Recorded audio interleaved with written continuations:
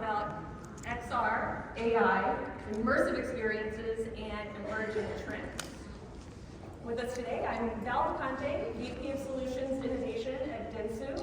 My role is all about creating new products, productized services, and helping some of the world's most beloved and innovative brands step into the future.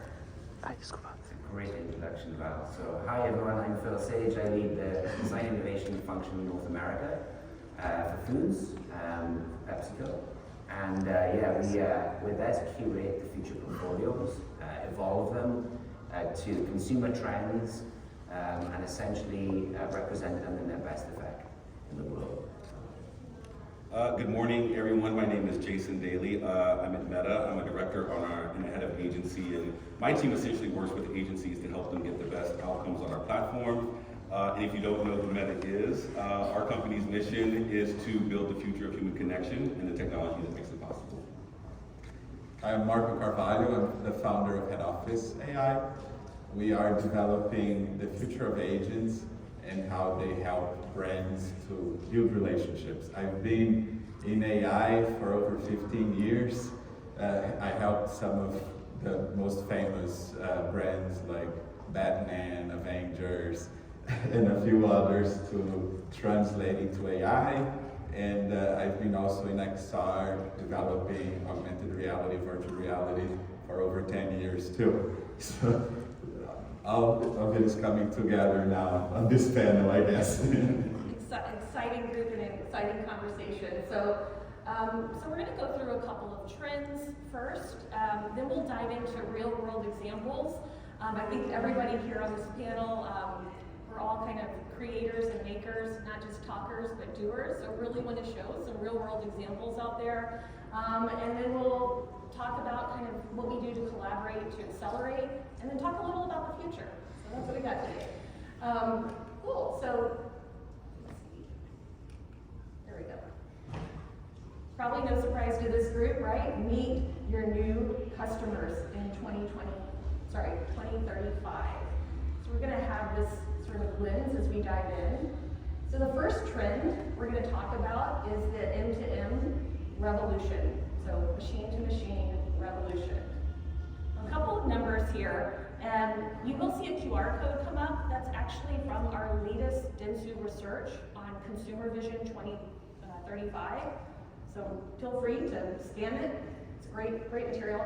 But yeah, so diving in, AI amplified assistance. Again, AI everywhere. We know over the past year, you probably haven't read anything without AI in it somewhere.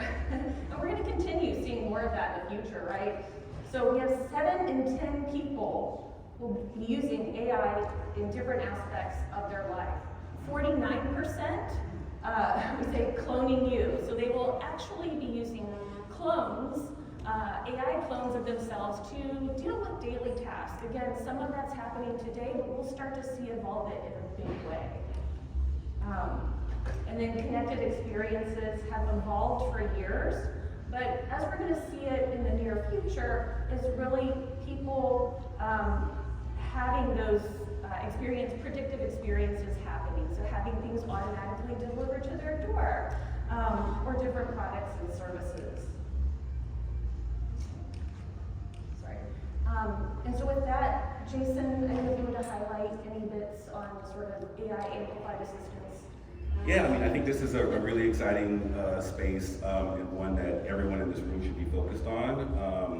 Our belief is that in the same way that every business has an email address and a social presence and a website, every business ultimately is going to have an agent that works on their behalf and that ultimately interacts with and communicates with and does business with the agents of individuals and consumers. And just to give a tangible example, this past week I was trying to book our family's upcoming vacation. We're probably going to go to the US Virgin Islands. And so I had a conversation with Meta AI about like the pros and cons of why this might not be good for our family or why it would be good for us. And then I spent about 20 minutes basically booking the flight. And if I had an agent who understood my preferences, knew exactly sort of the parameters of our trip, That would have saved me 20 minutes. It would have given me hopefully the chance to approve whatever decision it made, but I think this is going to be commonplace where, again, agents from a business side are communicating or interacting with personal agents. And so this is really going to evolve the meaning of like, what does a brand mean in a world like this? If you're communicating and having to influence an agent rather than a person, what are the things that are going to be required? And so, again, this is a very exciting place. And I think, again, you're going to have big brands using agents, but also small mom and pops. And so there's going to be a huge ecosystem of companies built up to support it. It's a great point about all business cycles. Second trend here we'll dive into is customized reality. And just a nice note here, intuitive, not intrusive. So like Jason talked about, people want those personalized experiences, but they don't want them to be annoying. They want them to really complement and assist whatever task they're doing. And another one, kind of knowing them before they know themselves. So we're seeing 77% are really looking for that predictive personalization. So how can we anticipate those needs of new products and services? Also, 80% of people really want to be surprised and delighted in those moments. So that might be, hey, there's a surprise offer, or we know that Jason's looking at the Virgin Islands, is there, maybe he gets a little random act of kindness in his hotel via an agent. And then new interfaces augmenting our world. Of course, we have Jason from Meta here, and they've been doing that in multiple ways. But here we're seeing 57% are looking for those sort of augmented experiences with classes.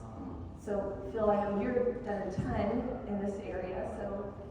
Yeah, no, I think that this trend is not going to go away. It's just going to evolve and be even more refined, right? So, and I think we can all look back to Eric Schmidt's comments back in 2010, where at IFA Berlin he was talking about augmented humanity, right? So and then how that transcends through the maturity of technology, through the devices that Jason's wearing today, and I was at the CES back in January as well, doing my sweeps, and having taken a break from CES, just the abundance of refinement in terms of the wearable market is just, it's amplified, right, and it's refined. The other part of it is that we all know of companies who are, Mojo Vision, building kind of contact lenses with smart capabilities and so forth. But I think, all of that melting pot is really starting to kind of, begin to drive down chip costs and affordability and barriers, and the capabilities are now there. And I think back to Schmidt's kind of examples, and what he talked of is we are antennas for information, and we are then choosing to deflect or receive this information according to our preference, and that leads us into personalized content and personalized curation of our environment. So I think that's a super compelling area in space, and certainly something that we should all be pushing boundaries in and certainly aware of. I am a Star Wars fan, but this seemed appropriate. So the next trend we're going to talk about, and we've already kind of touched on, is really beyond those human alliances and really the evolution of the agent. So we're seeing those omnilingual tech experiences, right? So 77% are interested in speaking or having experiences in their language of choice. Humans empathizing with their digital counterparts. So we talked about that notion of having your sort of AI clone. What we're seeing here is that 56% of people by the year 2035 are really looking for those types of rewarding relationships. And so Marco, with what you're doing right now, we'd love to hear your point of view. So we've been focused on building AI-human relationships for pretty much 15 years. And we see that the key part is empathy, right? Because imagine when we started operating machines, we had to learn and study the manuals, learn how to interact with that machine. And it was we had to do all the effort. And now, when we teach machines to be empathetic, to understand their counterpart, we are making the machine understand and anticipate what you need. So you don't need to learn how to use AI. AI will learn how to teach you how to use, how to get you where you want. And that's what we say, it's the empathy from the machine. And when we see that machines understand us and understand us in a deep level, we start to care for that machine as well. And we saw that happen, and funny enough, our first AI toy robot that you could talk, it was also named Come Spock, which is, and it was very interesting because we could see early on how Generation Z would interact with machines and what they expected from this. And we grew, and we did with Batman, and then with the Avengers, and we saw that even with small vocabulary, and because at that time AI wasn't this robust, we could build relationships. And we understood that that would be the key moving forward, because relationship is your AIs and your devices understanding your needs and bringing that to you. And you value that automatically, right? Can I add a quick example? Just because in this example where I was trying to research the U.S. Virgin Islands, I had a conversation with Meta AI. My wife wasn't there, and so when I brought it back and she was in the room, I was like, "Can you recap our conversation?" And the first thing my wife asked was, "Well, do I need?" And before she could finish the sentence, the AI said, "Do you need a passport to go to the U.S. Virgin Islands?" And so it's just a matter like the anticipation of what you need. And then the second thing is, I think in the last week I've had conversations with 3 or 4 people who have basically are just talking to AI like on a daily basis in their car, and this is something that wasn't happening before. So people may find it weird, oh, I'm not going to have a relationship with an AI, but we were already having one, so every app on your phone. Well, now we're going to dive into some real-world examples. So Jason, Yeah, so this is, I want to give just sort of an overview of what we presented at Connect last year. And at Connect last year, we basically highlighted our vision for the future of connection, which we believe is going to be one that is more immersive, that's deeper, where consumers are feel like you're in the presence of one another, both with an individual and or a business. We feel like this next story, or this next chapter in the story of connection is, again, one where we feel like we're all together. And I think the 2 underpinning points of this are going to be AI, which is at the foundation of everything that we do, and then the metaverse, which is, what we believe the next spatial computing platform. And so this quick video just highlights sort of all the things that we announced in a very short TLDR.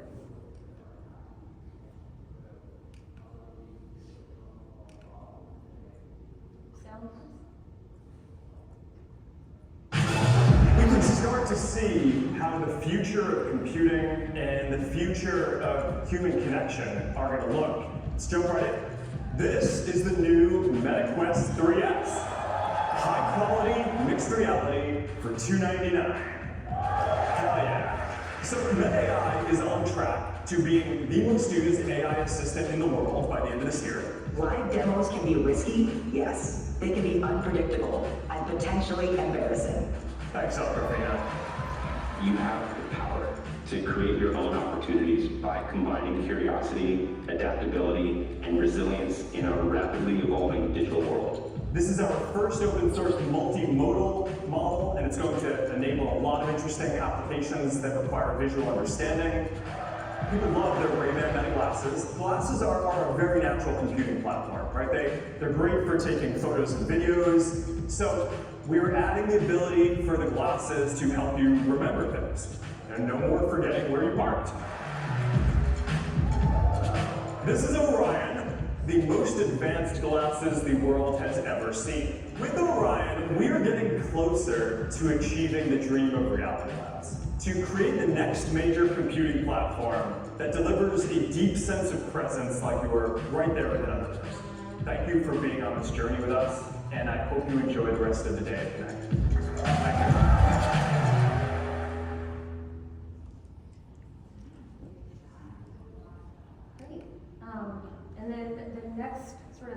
we'll talk about is intelligent messaging. And I'm really excited to share this work with you all because we have examples of our collaboration with everybody on stage here. So intelligent messaging is all about accelerating those one-to-one conversational experiences and doing it through AI amplified assistance, but of course human connection. So we'll dive into a quick video here. Dentsu brings together a full suite of solutions designed to accelerate one-to-one customer experiences with conversational messaging, AI-amplified assistance, and human connection. How are brands accelerating one-to-one conversational experiences? With intelligent messaging, go from campaigns to conversations, extend media to CRM, launch AI-powered conversations through almost any media imaginable.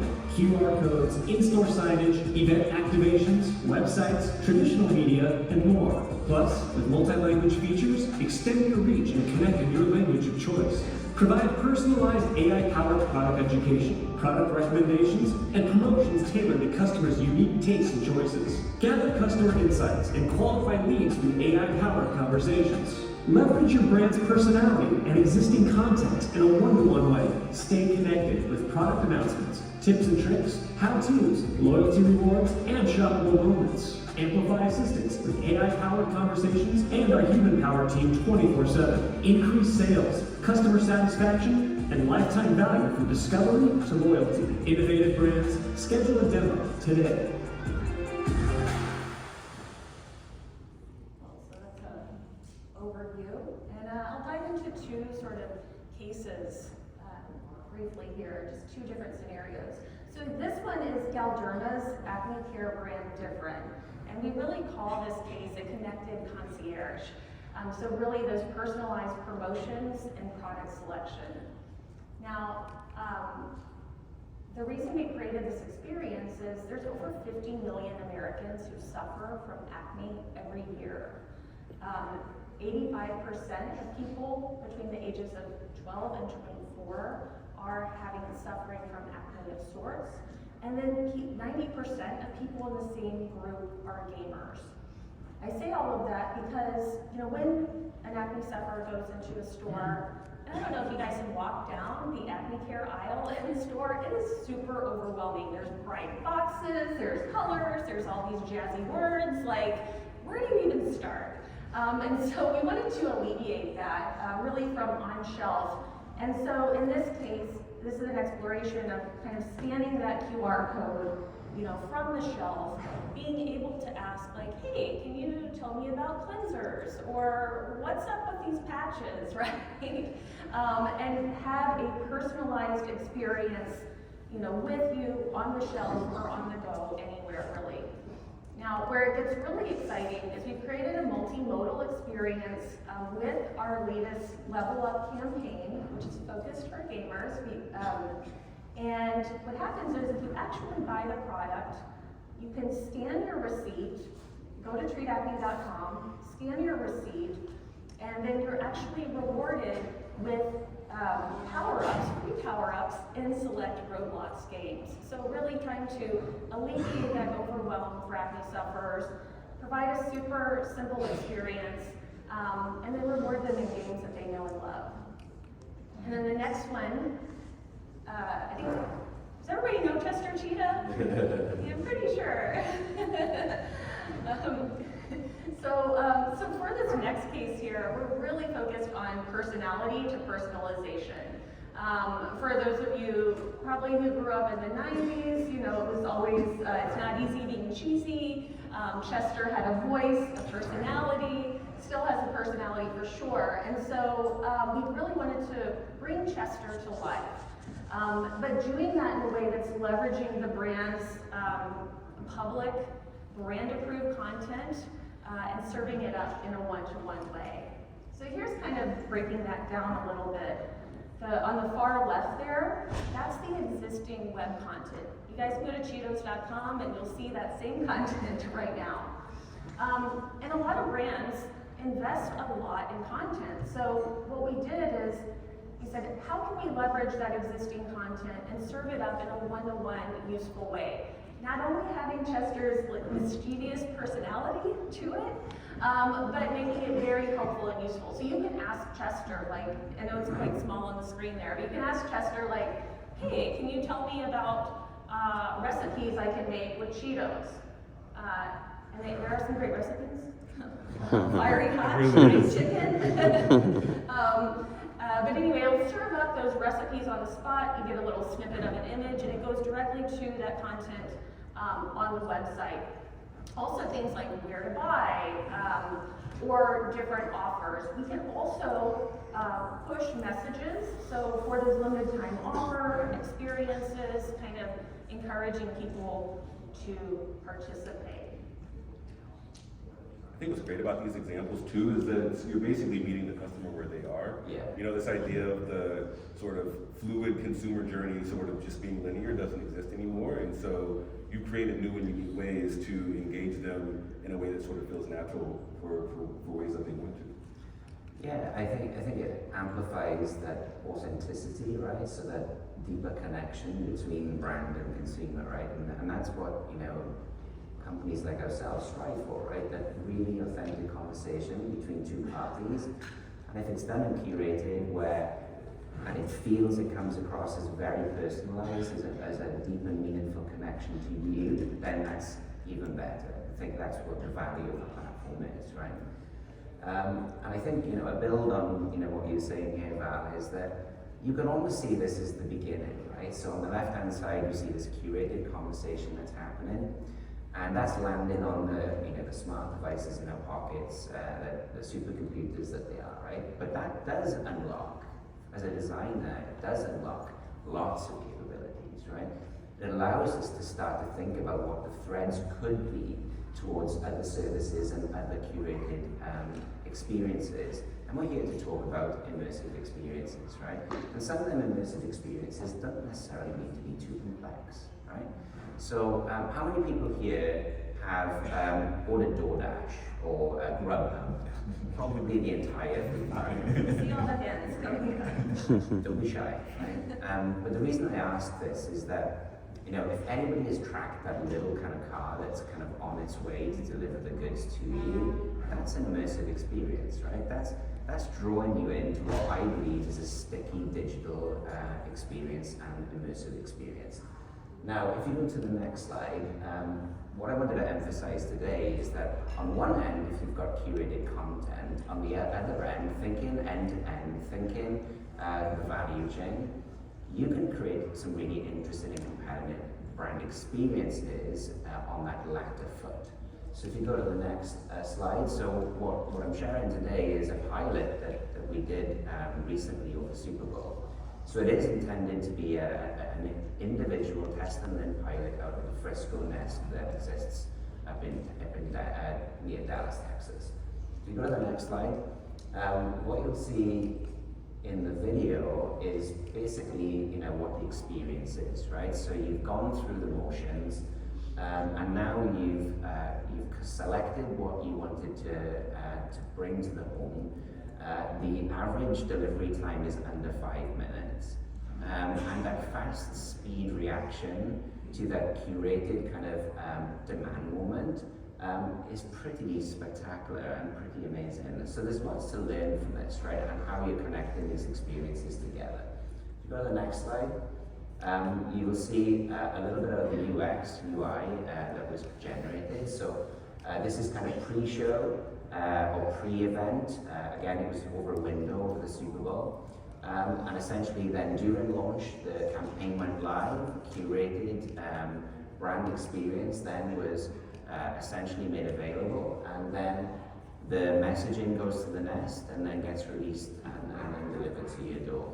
So you can start to see, and like I said, you know, we must as innovators think on a system basis, right? System thinking is such a strong element of how we can create these curated, beautiful, immersive experiences, and that's where, in this example, you're seeing two ends of the scale. It's not just a fast delivery, right? It's a whole experience. It's an experience, yeah, absolutely. Okay, now Marco, we're going to dive in. AI agents and brand relationships.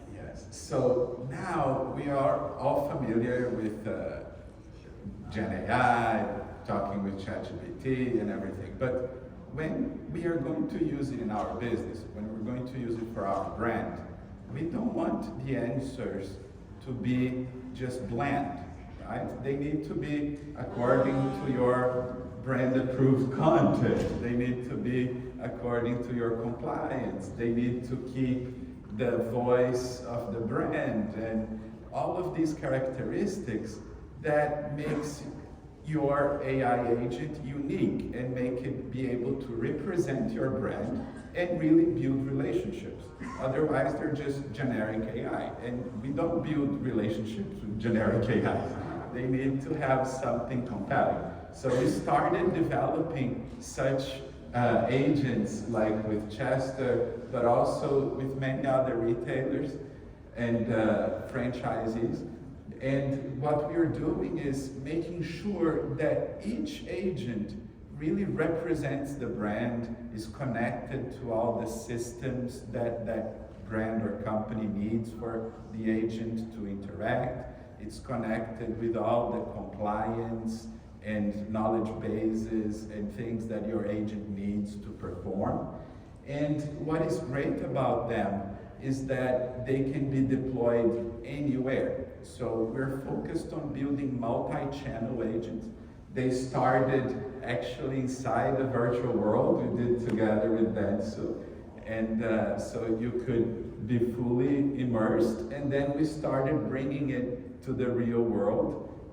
First with WhatsApp, after with your own website, and now we're growing more and more towards the physicality, or we say the agent embodiment, right? Which I think will be the next big trend. Like we'll be talking with our agents on speakers, on displays, and very soon on real robots by produced robots and so on. So agents will be everywhere humans are, and they need to be able to consistently recognize the customer wherever the customer is. So if you're talking via WhatsApp with your customer and then your customer joins your website or goes into your retail environment, that customer needs to be recognized, and that conversation needs to flow seamless in all of these channels. So omni-channel, super important, and agents capable of building these relationships and tracking these relationships across every channel. And that's, you see, I showed some examples that we already did. And here you can see Yara, which is our agent that helps us on every day. Actually, here in the US, her name is Emma Green.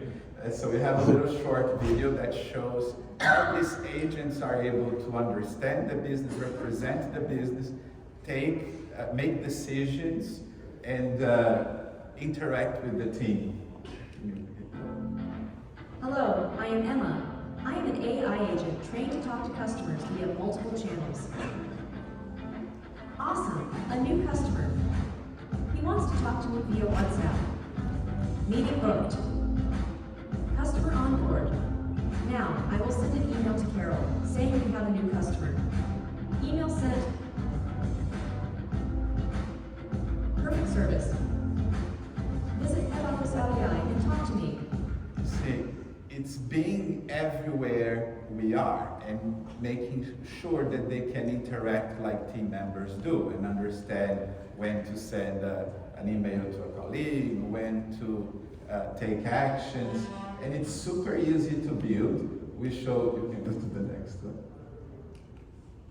And here we're showing the partnership that we did with Dentsu and Pepsico, where we brought to life Chester, right? Making sure it was within public domain content that would respect the brand. And you see that it's very easy to train. You just have first you just answer 3 questions, and then it will automatically populate this form for you, and then you just scroll down and you answer these questions, you improve, and you connect the channels, scan And in a few minutes, you're able to build your AI agent from scratch and connect it anywhere. So the goal, as agents evolve, the idea is to make it simpler every time to build your agent. So that always the next agent you build will be easier than the previous one. And they learn together, and they also interconnect with one another. So if we had Chester, and then we had another friend of Chester, they could both interact, connect. Very quicker. Right? Coming soon. But again, what's really great about your platform, and where, Chester's a great example, but it is very easy to use. So you can create your own knowledge base with whatever, brand approved public domain content that you want. And I mean, Phil, if you want to share, I know that was really important for... Yeah, it was very important for us as a business, the subject of AI, we have very tight restrictions and legal requirements, and so as a result then just repurposing content that's already out there is certainly a super interesting way to actually create that authentic conversations we talked about earlier. So, and it also then allows us then to again use them assets to best effect that we've invested in over many years, right? So whether it be YouTube content or whether it be recipes on our website. So yeah, I think that cohesiveness is super interesting. That's great, yeah. And the other thing we really enjoyed, Marco touched on WhatsApp and web-based experiences. So for us, we've been able to do really quick prototypes, mainly like web-based experiences, but showing how you can extend your media in a one-to-one way. So if you're buying media at a digital out-of-home space, or at a bus stop, or on any kind of publication, or even leveraging your emails, being able to have that one-to-one experience. Cool. So now we'll kind of dive into platforms and partnerships. I just wanted to share this one with the group here. We really focus on collaborate to accelerate when innovating and creating these new experiences. So we have Jason here, and one of the things we've been excited about is Dentsu and Meta have teamed up to create the Global Meta Messaging Alliance. And really what that means is we're able to give our clients and the brands that we work with early access to those alpha and betas on Meta's messaging platforms before anybody else. So that way, if you are an innovative brand, you do want to explore the space, then we're able to do that through our partnership. I don't know if you want to share. Yeah, I mean, I think the partnership is very key across this whole discussion. And so for folks who are thinking about, like, how do we do this? How do we bring this to life? We believe very much in the power of partnerships between agencies, technology partners, and to what Phil was saying about systems thinking and what you were highlighting, Marco, about this sort of end-to-end customer experience. The places where we've seen this kind of stuff fall down is when you haven't taken that approach, because these kinds of experiences are going to involve customer care and your website team and your social team and your e-commerce team and the retail team. And so it's really important to make sure all those stakeholders are involved and you have people who can sort of talk to them. And also at Dentsu, we have phenomenal technology partners, right? We're so fortunate to have great partnerships like with Meta, Microsoft, Google, Adobe, Amazon, and more, to where we can really, it's not about a specific technology, but having those partners and creating those experiences with the platforms our clients are already know and love and are familiar with, and that can fit and work within their infrastructure. And then kind of lastly here, this is our Dentsu Innovation Initiative. And this is born out of our team in Japan and is global. But the Dentsu Innovation Initiative is all about looking into the next 3 to 5 years into the future and really partnering with the startups now to help start that growth. And Marco and Headoffice are actually one of our latest members. And so I'll play a quick video that kind of highlights our Dentsu Innovation Initiative DII team. Meet the Dentsu Innovation Initiative, or DII, a unique division of Dentsu Group. Our mission is to create and future-proof business offerings in the face of accelerated change. At DII, we're responsible for global innovation, scouting with new disruptive technologies. We develop key partnerships with selected startups offering market-leading, differentiated products and solutions. We strengthen these relationships with strategic investments to build a solid foundation for future business growth and collaboration. As a global R&D arm, DII focuses on creating a future-proof business model, looking 3 to 5 years ahead. Our areas of focus include MarTech, Web3, spatial media, and immersive social platforms. DII provides additional value across the Dentsu Group to help accelerate innovation for the world's most beloved brands. Not only do we invest in startups through our corporate venture capital arm, Dentsu Ventures, we also build strategic partnerships with leading disruptive technologies worldwide. What makes us unique? A 3 to 5 year perspective on emerging technologies, $200 million in corporate venture capital funds with Dentsu Ventures, and over 50 MarTech strategic partners and startups invested. What does it mean for brands? Enhanced customer loyalty. 70% of consumers prefer brands known for innovation. Competitive edge. 3 times more likely to outperform competitors. Revenue growth. Organizations that innovate grow revenue 4 times faster. Let's explore the future of disruptive technologies and innovation together. Leading innovators, contact us today.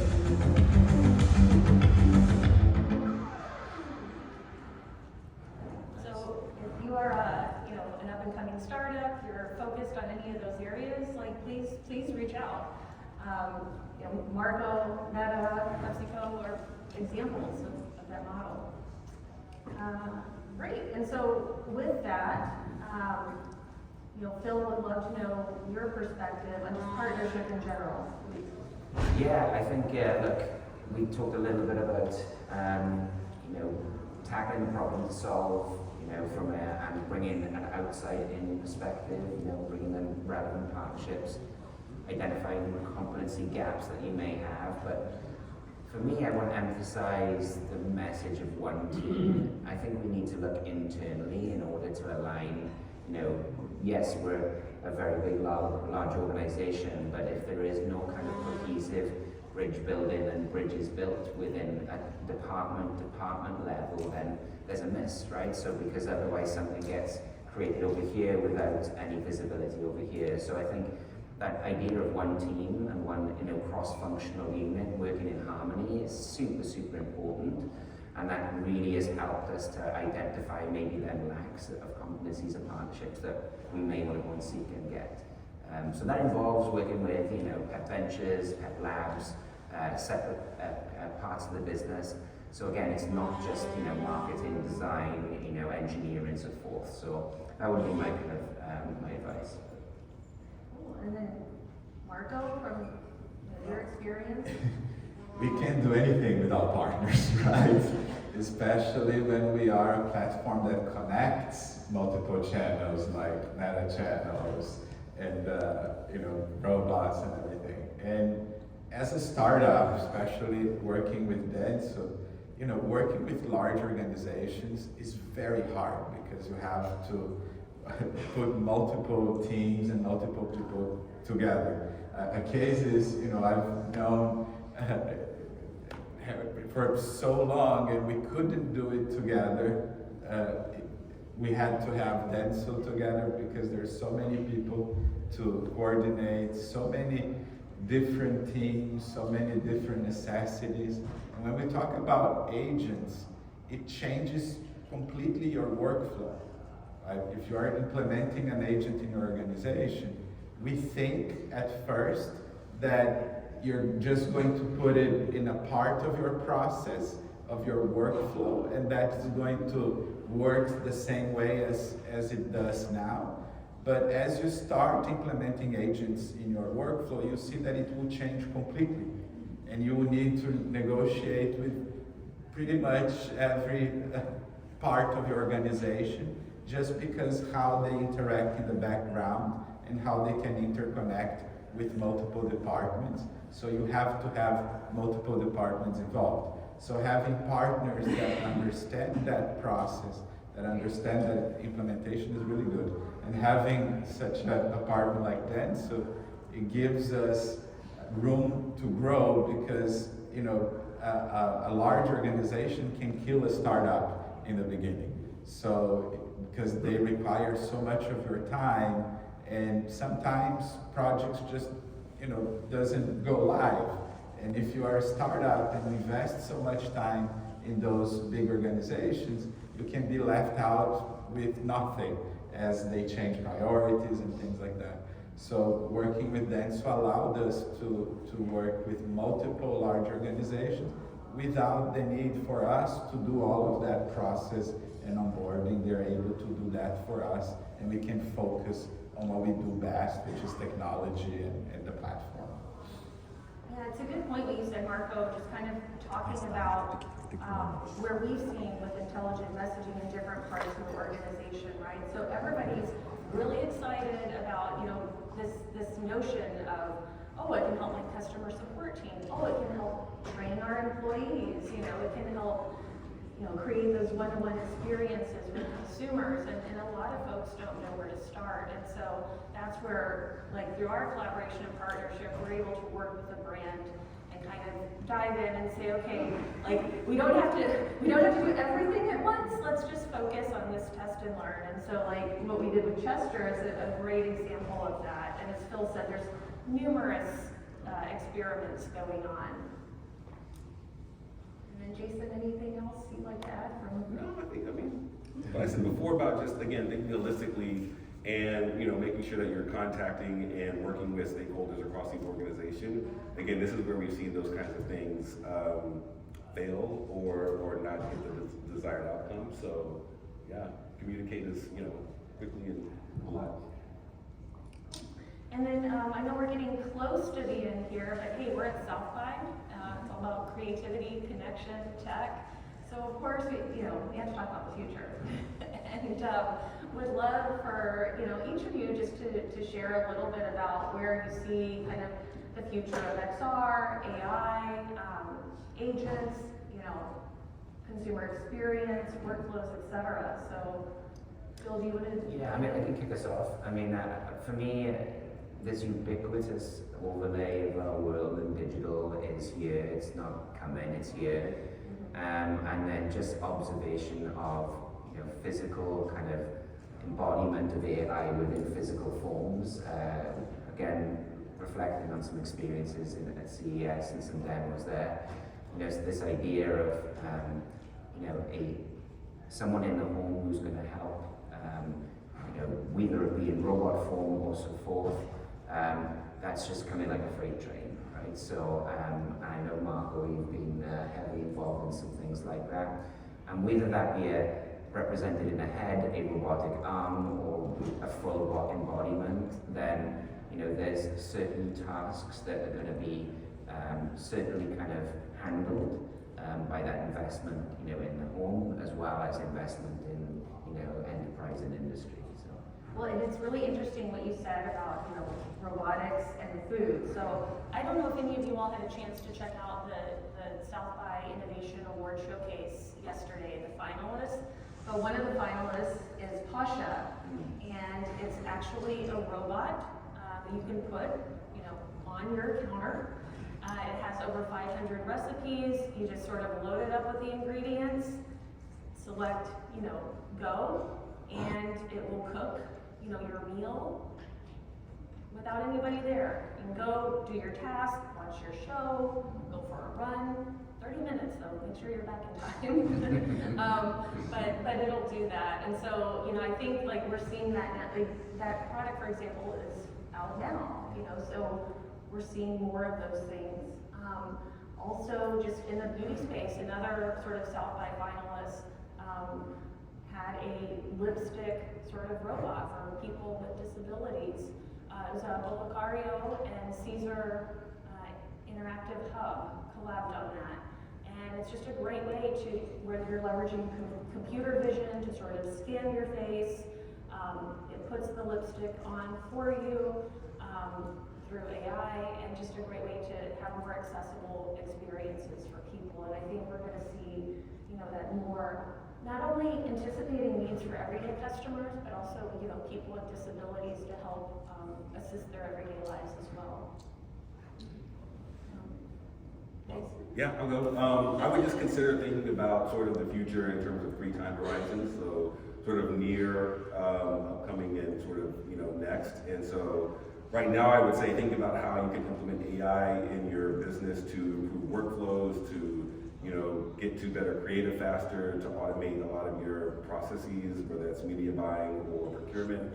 I think in the near future, definitely a focus on agentic AI and understanding how agents can transform your business. And then for the next, I think going back to this idea of blurring between the physical and digital worlds and really living in a place where you can interact and be present, but also have the digital world right at your fingertips. Well, it's hard to say anything on top of this, but I think the key that will unlock all of this future is being able to build empathy from machines. So I think that's the #1 focus, especially that we have right now, because the more we teach machines to understand us, the more they can come up with solutions and create opportunities on top of that. So we are leading the future of AI, but pretty soon AI will lead the future of AI for us and will teach us, okay, where we can go. So right now we have to always, when we're building an AI agent, we have to know exactly what we want that agent to perform. The next phase, we're just going to tell our problem, and the AI will teach us what we can do to solve it with it. So empathy is the key moving forward. The more the machine understands us, the more they will be valuable to us, and the more they will be able to grow.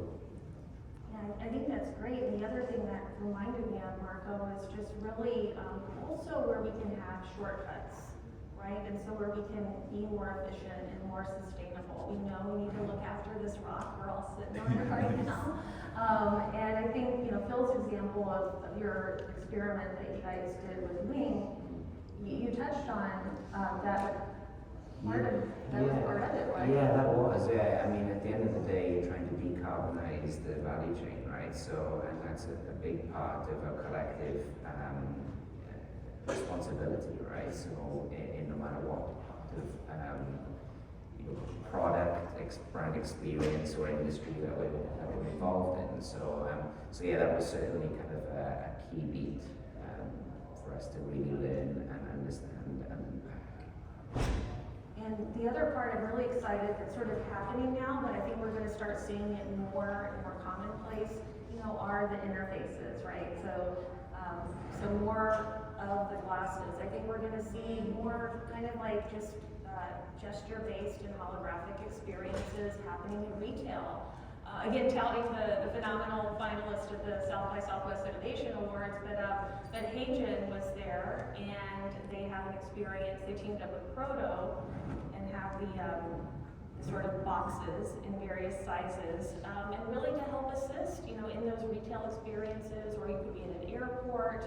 Again, really helping assist those experiences.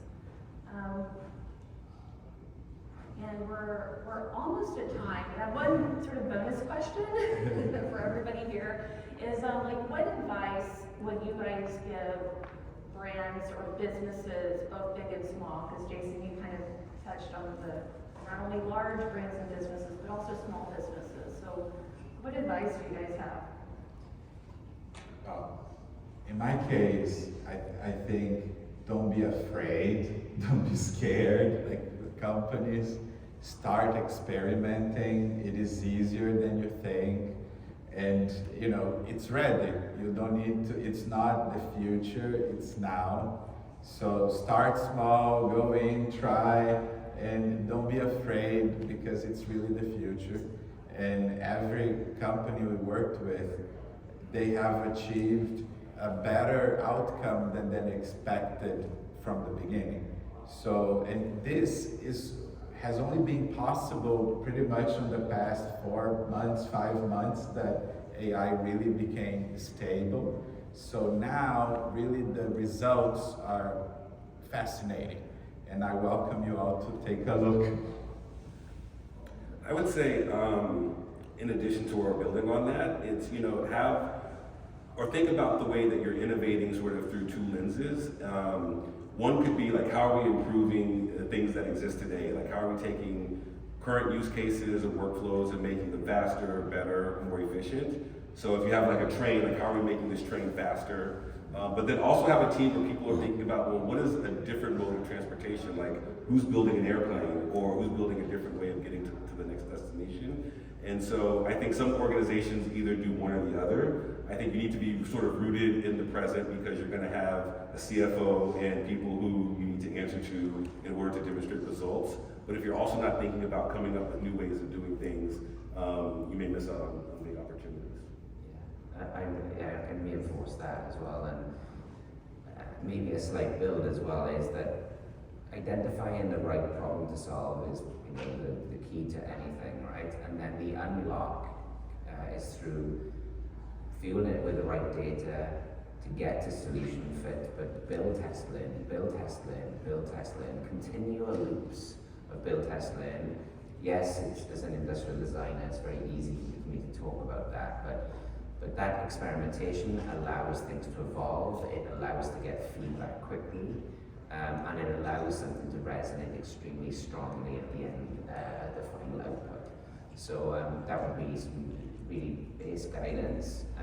And then I think, look, it's an exciting world that we're living in right now. There's a lot of tensions in our world as well, and there's a lot of ambition to course correct and resolve and make things of relevance which can enhance humanity in our lives, right? So be ambitious, go big.